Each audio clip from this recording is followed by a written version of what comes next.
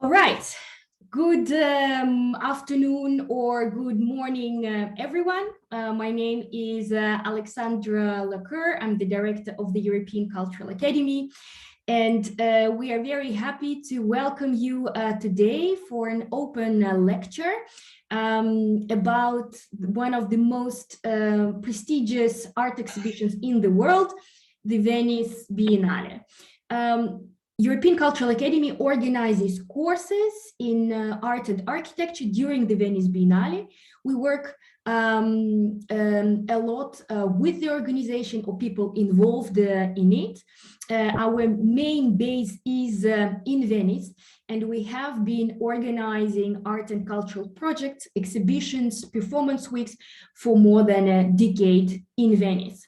So I'm excited to share a little bit of information about this event, because there are a lot of myths about it.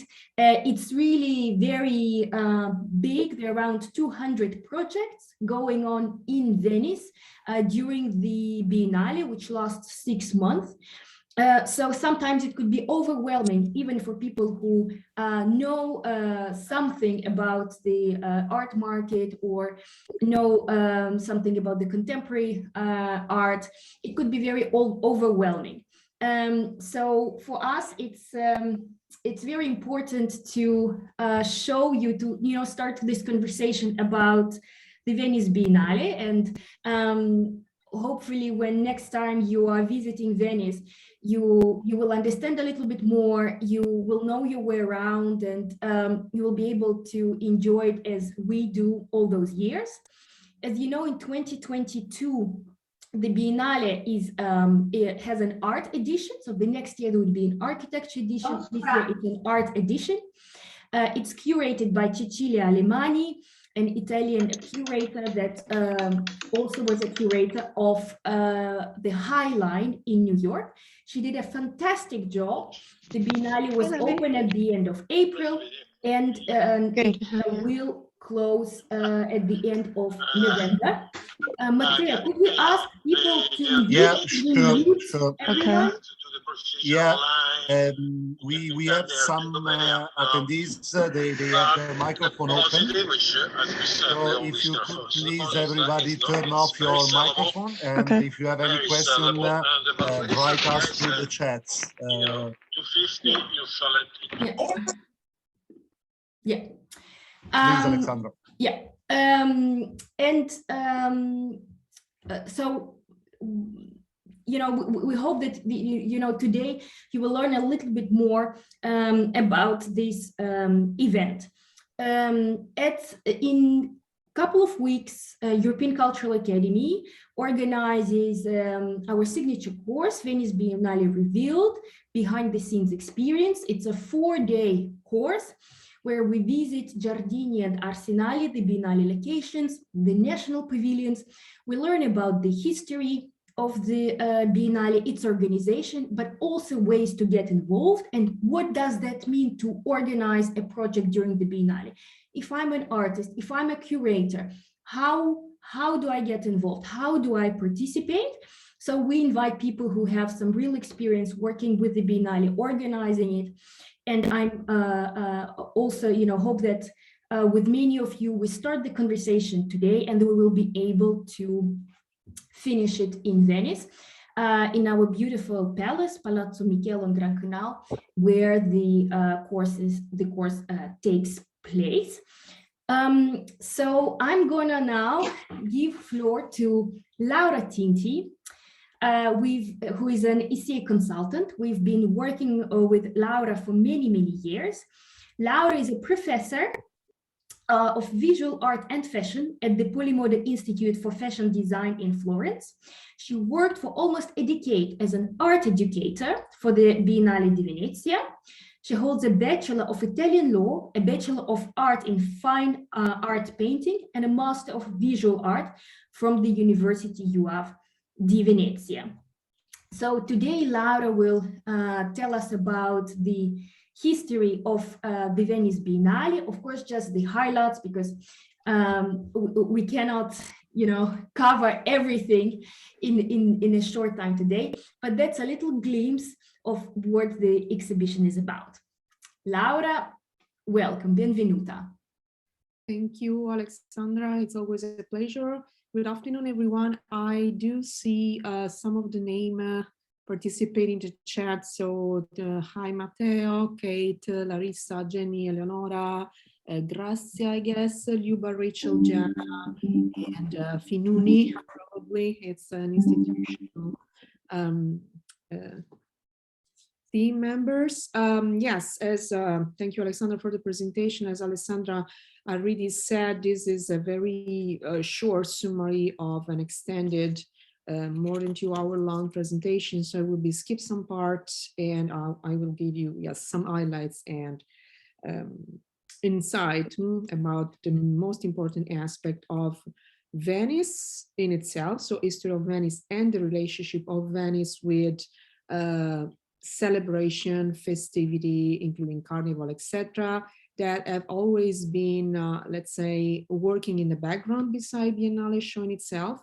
And also, thanks to that, you can have a bit of the zeitgeist of what is Biennale today for the city identity, but also historical reason that during centuries leads to this city to be perceived as a stage, which is also a subject of other classes that we do for university specific class or a professional in architecture that are really into this, environmental urban development and history of the city. So I would like to start. We start usually mentioning a fact that for me, for example, for other people involved it's very important. So and not so many people know about that. The foundation date. This is the first ever show, international art show in the world history, in the history of Western history. The official date was 1895. This is a pictures. I was very fortunate. I'm very fortunate to live in the very center of the city in Dorso Duro. Nearby this librarian, an historical librarian that have the original copy, one of the existing original copy of the catalog. And you may say, yes, but it was Salon, the Salon in Paris, Salon de la Refusée, he happened before. Yes, true. Also great exhibition in London happened before, but this is the very first show in Europe and in the, let's say, in the industrialized worlds in which you have an international art show. So the artists invited were from all over Europe, while the Salon was dedicated to French artists. Of course, the Salon is the model. Also notable to mention, this is why those aspects of the transformation of the city and the birth of Biennale are crucial for the history of the city, the show, but also for urban landscape.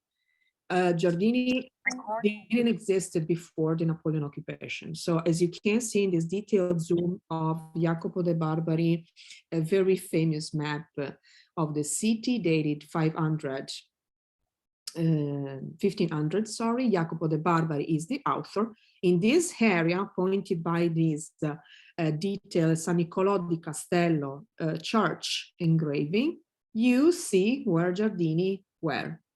So the area that you are about to visit, I hope very soon, in Venice, was a quarter of the city, was a block with churches, with a convent, with inhabitants, and with, as you see in this amazing document, also horticulture. Everything was smashed down to constructing the Giardini Park. There were Giardini Napoleonici, because after 1806, an edict by Napoleon was released 1810, declaring that this area will be destined to be a park, a French park. So before that day, 1810, there was no park. This also helps you to understand how Venetians perceive the park historically and also be today for many reasons. And this is why this has been a very big part with positive and negative aspects, coexisting in the perception of the inhabitants. It was literally an entire part of the city was smashed down, a very popular, very poor working class area. Those are all the details. So the transformation, this is an etch in 1797 from what the real thing was, what the real part of the city was. You can see also Arsenale back in here, and what had happened after the intervention of Napoleon. Fun fact, probably there are people from UK or familiar with UK, you see the UK pavilion, yes, because the pavilion was the bar, the cafe. So it's the very first pavilion to be ever built and then transformed. We have the maps, we talk about also the evolution in detail in our lessons about what happened. This is the original garden house that was built at the same time to develop other plants, etc. We go into the curiosity in the transformation of this simple, let's say, probably the effect of a violent act of the French occupation in the city to something that promotes the city. Those two are the administrator of the time, Riccardo Salvatico and Antonio Fradelletto, that literally invented the show. The goal of creating the show in this space was to attract the tourists, the high-class tourists that were visiting Europe and Venice as well, in summertime usually, or literature experts, writers, intellectuals from all over the world to stay more, and adding to the occasion of visiting the city to having a highlights show with the most recent, more fresh contemporary art scene from all Europe. And this success lasts until today. This is the queue for the opening. So when you see a queue, don't be scared, because it's, it's part of the experience. This is the very opening of 1895 first show. You don't recognize the facade because this is Padiglione Centrale today, back then Palazzo Pro Arte. This was the site. We have the big, the scandal of 1905, Picasso sent back by the organizer, Riccardo Salvatico and Fradelletto, because by Fradelletto back then, because it was too shocking for the audience, believe it or not. That's true. We know that because Apollinaire wrote this in his chronicles. The story is very long, so as you understand, I'm going very fast, but we want the students also to get the most possible in the most shortest way. I usually teach from the very young, from 18 to real teachers, adult and professional, but I kind to give you everything in the shortest time and best I can do, is to do a visual recap. This is the timeline of Giardini development, that is, you see, starting in 1907 with the very first national pavilion to be developed to South Korea in 1996. What is this about? This is about the historical importance of Biennale being an expo in which every building is permanent. We also explore more in detail, and also with our classes with Alexandra, an expert in administration and exhibition technique and organization, how each pavilion works. So curatorially and administrative wise, they are independent, like embassy. Those are here, 1932, 1930, 1934, not to mention, of course, 1944, in which first the war, the fascist regime, the Nazi regime from Germany, they found in this exhibition an hotspot, let's say a way to amplify, to do propaganda, even for the war. Sad but true, during the war, we have a show, during the Second World War, there was basically showing the military strength of the alliance between fascist and Nazi regime in Germany. So that's also the history of the country and the history also of communication. Just to mention the most important and most probably fancy events, Biennale related, the Mostra del Cinema, the movie festival, film festival in September just ended. in those from this year in participation with the Academy Award Association. So their relationship with the American movie industry became official and strong, more strong than ever. In this particular event was invented by Mussolini himself. This was for propaganda. If you see their name listed in this specific manifesto, they are all members of a political alliance as well. And these political relationships are visible also in the development of the historical park. You will see that in the detail lesson, how it happens and on which timing. So theater, Biennale is also theater. Biennale has been also politically source of political scandal, protest, the center, the crossroads between politics and art happened to be crossing off in 1968, of course, when the spring of protest rose first in Milan, then in Paris, then back to Venice. In this case, you see Gastone Novelli, a painter that is painting in the back on the canvas, flipping this back to protest in solidarity with the protester outside. There is also Pino Pascali here, wearing sunglasses, one of the most prolific and unfortunately he died very young contemporary artists in Italy. Yaoi Kusama with Lucio Fontana in the what is called the Sterling Pavilion, and magnificent architecture in here. She wasn't invited, but that's a long story. I will tell you this in detail next. Biennale in 1970-98 lose a bit of prestige. That's history, it's not a shame to say. But this man, Paolo Baratta, the guy you see standing beside Harald Zeman, literally changed everything. He invited Harald Zeman, don't need presentation or introduction, but of course, attitudes become form. The most important conceptual independent curating program was basically him, his personality. So hiring the guy in 1999 and for 2008 and one, Biennale came back to the international scene as super important and let's say a crucial protagonist.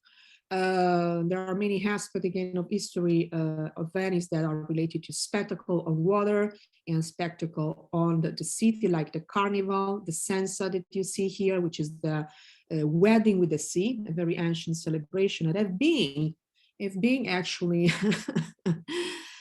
bring back for tourists, for folklore as well, that celebrate the power, the economical power and the political strength of Venice as an independent republic until 1797, at the end of the Republic of Venice. But that before that, they were like the Roman Empire in terms of political, economical, and colonialist influential.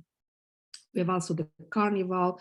We have details, let's say, inside about their relationship of the Venetian, because back then there were no tourists, but just travelers, and the open space, the public space.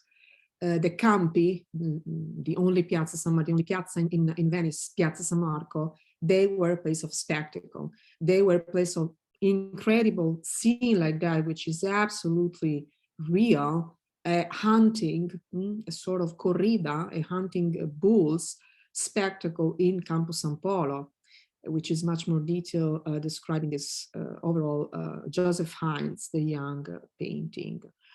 The carnival, the social status relationship, middle class won't really exist, let's say high classes, noble classes, poor classes, the strategies to hide themselves using a mask doesn't belong just to carnival time. Carnival, and this of course require much more time than this, it's a very, it was a very extended moment in the city life. And so the items that you see portrayed and replicated all over the city give the people in the city a lot of freedom. This was a historically, Venice was a destination for gambling, for prostitution, for the biggest parties in town. It was a capital of fashion, and it was a hotspot. Let's say the Paris of Italy.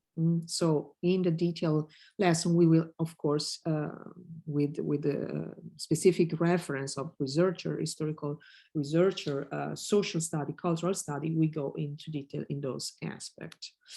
And Carnival stayed very silent for a while. This image is 1980 in Piazza San Marco. Why? Because this is the year, so we're talking about 4 years now, from now, in which the Carnival came back to be something that was super relevant for the public life in Venice. Before that, it was very silent. So if you talk to the Venetian today, they speak with a lot of nostalgic feelings about those periods, because Carnival by then was for everyone, was very simple, open to all the classes, and Biennale again is joined to this moment.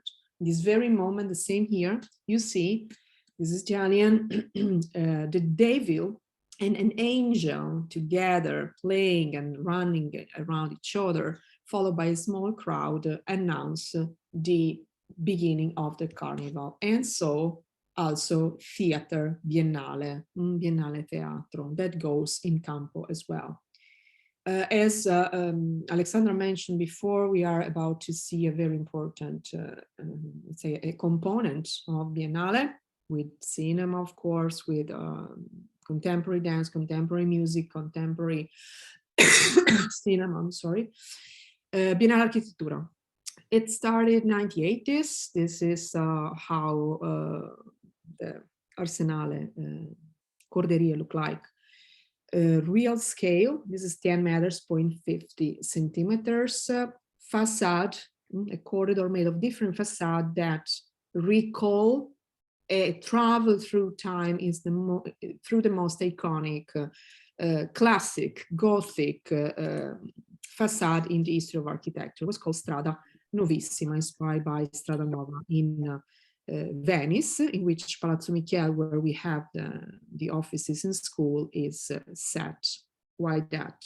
Because that was designed by Napoleon. And Napoleon, as you already understood, was the author of several radical transformation in the city. And Strada Nuova as well is a boulevard. We don't have boulevard if it wasn't for him. Teatro is also one of the aspects of the Fondazione La Biennale di Venezia that is very important for, see new trend, also for music and dance. The participants are selected by independent curator nominated by Fondazione Biennale di Venezia, exactly as you have for art. So if you come to visit and to see the show, this happened in July, you have the most updated and edgy production in contemporary theater from all over the world. And then we go into detail, of course, again, going a bit closer, historically speaking, to what happened today in the city. This was a scandal, and this guy has been invited also by Christine Marcel in Viva Arte Viva show in 2017 now. For example, he colored, Uriburu is the name of the actor, Nicolas Garcia Uriburu. He colored in this green, with fluorescent, with this green dust, part of the Grand Canal, to bring the attention on the destruction of the Amazonian forest. Yes, 1968. This is a symbol, and this is for people like me that have been studying the architectural faculty, one of the most inspiring, poetical, still inspiring, still sparkling in our imagination, like, fireworks, Teatro del Mondo, di Aldo Rossi. Aldo Rossi, if there's some architect online, is the prize architect, the Cedric Prize of Italy. Didn't build so much, but inspired generation. The postmodern structure that you see that look like a castle was built on this floating boat. We call it a draga, that traveled from Venice to Dubrovnik. It's a floating theater that inspired generation of architects, that inspired and is related with the history of architecture, a capital monument in the city. So we will talk in detail also about that in specific lecture. their relationship between public space, floating structures, have say a landmark in this day. This is 15 July 1989, Pink Floyd concert in front of Piazza San Marco, exactly like in front of Punta della Dogana. As you can understand, we don't have time to see the video, but you can find this online. This was mythical because people came from all over Italy and Europe to see the show, which was wanted by Pink Floyd. You probably know, if there are people that are into rock and roll history, that also they've been doing show in Pompeii. So they love to set show in very specific, relevant, also historical set, what you don't expect. A lot of discussion, a lot of critic protest happens about these days in our memory forever.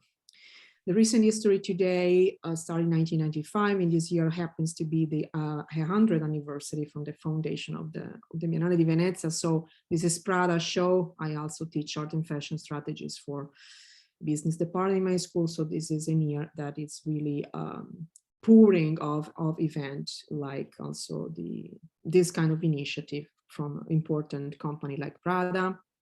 This is Mark Queen in 2013. We never discussed still provocative. A pregnant woman with disabilities still provokes some people. So there was a discussion about the installation, public space floating, and the relationship with the water still visible in this super discussed installation by Lorenzo Queen in 2017 and 2019. Not to mention this amazing work by the communities, the Brazilian artists that I really look up to, defining, blurring the borders between, entertaining, using public space, but also social involvement, denouncing what was happening in Mediterranean Sea with the tragedy of migrants drowning themselves to reach Italy coast. Architecture is coming, so I really look forward to it because I'm a fan and I work a lot with that. In here you see the back, the canal, part of the canal in between Arsenale and Le Gaggiandre, Le Tese here with a floating cinema by Oli Shireen architects. I'm closing with the image I used for opening. You probably remember the very enchanting show set by Joana Vasconcelos for Portugal Pavilion. We discussed in detail this in their main lessons because there was also in terms of project financing and individual initiative to represent a country and incredible work. So a lot of things happen like this last year that again reinforced the idea that this is a stage, a water stage, as I call this here and there in my presentation, where everything can happen. There still is the magical city. This is a Russian artist back in 2009. Fashion show happened the last year. Venice was chosen as a destination by Yves Saint Laurent, Anthony Vaccarello, Dolce & Gabbana, Rick Owens, Alberto Ferretti, and many others. I thank you for your attention. I hope that this was fast, but not too short. And thank you again. Thank you so much, Laura. As always, very concise and very informative. I enjoy your presentations. It was like broadcasting television, No, it was great. Thank you. Nice. Yes, I think we have time for 1 or 2 questions for Laura. So guys, if you have any questions, you can put them in the chat and we choose a question. While you're doing it, I actually have one question. So in this 2022 Biennale, what is your favorite project, or do you have a favorite national pavilion? A national pavilion is when a country represents its project at the Venice Biennale. So do you have a favorite one? Yes, my best pick is France this year. For a reason. It's the first time, but I have to be very honest, you know me from such a long time now, I'm very instinctive. So I do not read caption before. I just go into it and I experience the space, because I should say that the best part of this show is that it's usually 90% of the shows is site specific. Yeah. So it means that what you are going to see was possible in that place for that moment, and you won't see the same installation in Munich or, you know, in Shanghai or Beijing. It's there. That's the beauty of the show. Yeah. France this year chose an Algerian-born artist, and she recreated in the 5 space within the French pavilion, which was built in 1912. So it's the proper neoclassical building you expected from the time. Her own apartment in London, a real cinema. He brought performer at the opening, so they were dancing like in an Italian movie by Gillo Pontecorvo. So every room is a movie set inspired by that inspired the artist and are related to the colonialist conflict and the identity of the Algerian that moved to France, and then, you know, and it's so romantic, so immersive, right? Yeah, this is it. This is the French pavilion. Yeah, you can sit down, you can chat, you can film yourself as an actor. It's and so nice. Like. It's such an immersive environment. She's fantastic. She got a special mention. Yes. This is the American pavilion this year as well. The winner of the nice. Yeah. Absolutely France. Yes. Yeah. Great. Thank you very much, Laura, for everyone. So Laura will join us on during our program from November 10th till November 13th. She will be talking about the history of the Venice Biennale, sharing all her knowledge and experience about the exhibition. Thank you so much. I have some additional information for you guys. Matteo here is my colleague. Matteo, hi, say hi. Yep. He's here. Yep. Here we are. Matteo, on Monday, he's going to send you the recording of this webinar, together with a special promo code that gives a 20% discount if you decide to come and join us in Venice for our course in November. The course is 4 days, and it's really, if it's the first time today that you heard about Venice Biennale, if it's the first time you're going to visit the exhibition, or it's the 5th time or 10th time, it doesn't really matter. It's designed in a way that it's going to be fun and relevant, no matter how much experience you have with the exhibition. We usually have a mix of artists, curators, but also art lovers, people who just want to enjoy Venice and the show itself. The group is about 10-15 people, and it's always very nice atmosphere. So Matteo will send the recording together with the promo code. And also, because we've been organizing programs in Venice for quite some time already, so we have a network of people. So we made a list of curators, artists, their Instagram profile, their LinkedIn profiles, all that information that that we think, if you would like to learn more about the exhibition, that you should follow those people and see what they're doing and learn more about their projects. So we have a very nice booklet with a list of names and their then information about those people that we do recommend to follow. So if you decide to join the course, if you pay for the course until the end of next week, until Friday, we will also send you that list. All right. If you guys have any questions, this is now time to ask. If not, you have Matteo here, whom you can contact at matteo@europeanculturalacademy.com. I'm sharing a website with a course page from the Venice Biennale Revealed, where there's all the details, all the information about the course. Please check it out. And we will be organizing more open lectures with our professors, with the curators. We've been doing it for a while right now, so we have a full program planned already for the coming month. So please just, follow us on Instagram or join, subscribe to our newsletter, then you will not miss the event. All right. Grazie mille tutti. I really wish you a very nice Saturday and evening, or the day, depending where you are. I know people are joining us from everywhere, from Brazil, US, Europe, and here from Italy. So I wish you a good Saturday. Thank you very much for joining. Grazie, arrivederci. Thank you so much, everybody. Thank you, Laura, for your presentation. Ciao Matteo, ciao Alexander, see you soon. Ciao Laura, ciao Matteo. Thank you. Ciao, Bye bye, everyone. thanks everybody again. Bye bye. Bye bye.